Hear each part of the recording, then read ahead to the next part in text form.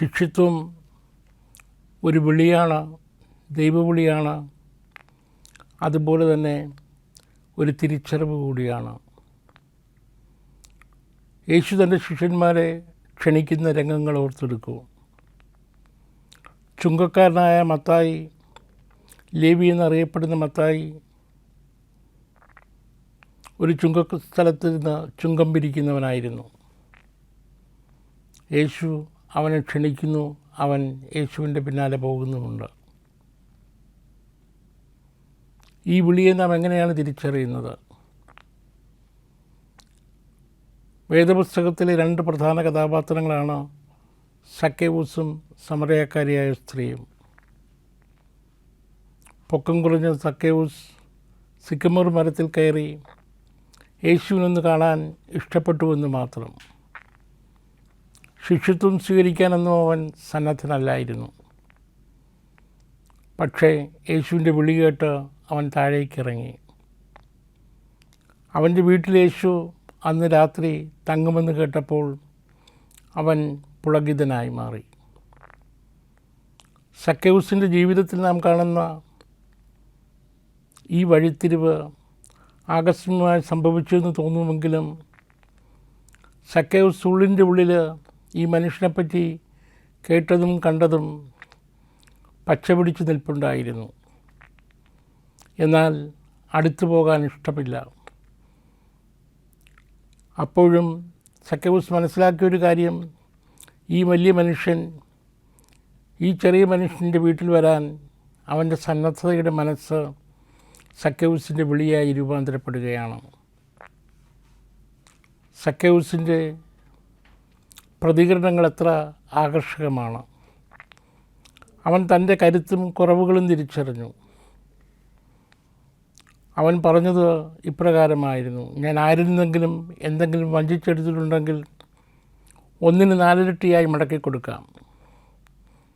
യഹൂദ നിയമം അനുശാസിക്കുന്നത് ഇരട്ടി കൊടുക്കണമെന്നാണ്.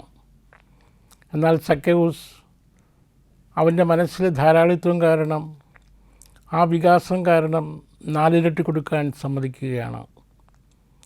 യേശു ആവശ്യപ്പെട്ടിട്ടല്ല സക്കേവൂസ് അത് ചെയ്യുന്നത്, അവൻ്റെ തിരിച്ചറിവായിരുന്നു അത്. രണ്ടാമത് മറ്റൊരു കാര്യം കൂടി സക്കേവൂസ് പറയുന്നു: എൻ്റെ സ്വത്തിൻ്റെ പകുതി ദരിദ്രർക്ക് കൊടുക്കാം.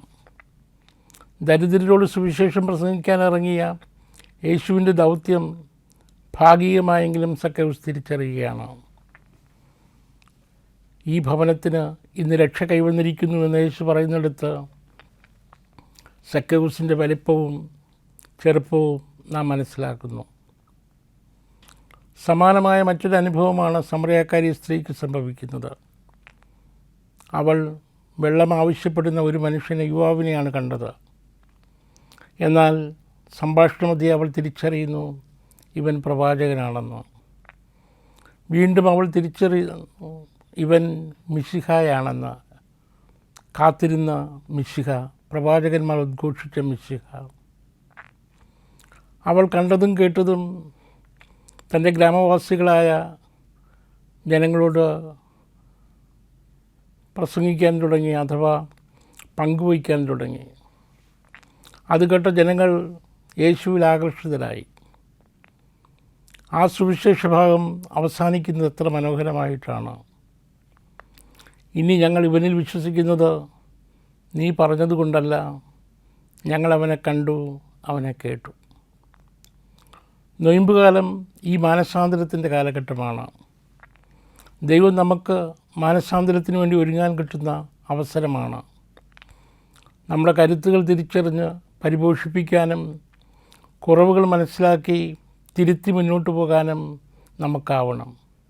അല്ലെങ്കിൽ അനുഷ്ഠാനത്തിൻ്റെ ദിവസങ്ങളായി അത് അധപ്പതിക്കും, ചുരുങ്ങിപ്പോകും എന്നുകൂടി ഓർക്കുക. അർത്ഥവത്തായ ഒരു നൊയിമ്പുകാലം ഒരു തിരനോട്ടമാണ്, ഒരു തിരിച്ചറിവാണ്.